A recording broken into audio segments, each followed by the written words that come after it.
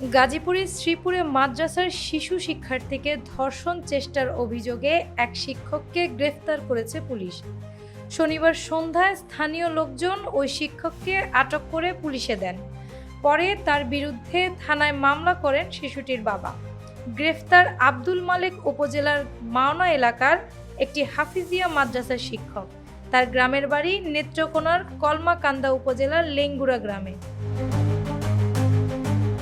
স্থানীয় সূত্রে জানা যায়, গত বৃহস্পতিবার মাদ্রাসায় 7 বছরের ছাত্রীকে ধর্ষণের চেষ্টা করেন শিক্ষক আব্দুল মালেক। এরপর থেকে শিশুটি মাদ্রাসায় যেতে চাচ্ছিল না। গতকাল সে ওই ঘটনার কথা পরিবারের সদস্যদের জানায়। এদিন সন্ধ্যায় তার পরিবারের সদস্য ও এলাকার লোকজন আব্দুল মালেককে আটক করেন। এক পর্যায়ে তিনি ধর্ষণের চেষ্টার কথা স্বীকার করেন। পরে তাকে পুলিশে সোপর্দ করা হয়।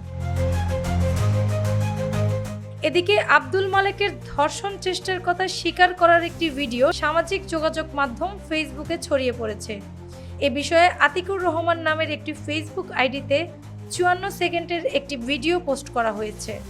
ওই ভিডিওতে ধর্ষণ চেষ্টার কথা স্বীকার করে আব্দুল মালেক বলেছেন, আমি শয়তানের ধোঁকায় পড়ে করে ফেলেছি। আপনি কেন এই কাজটা করলেন?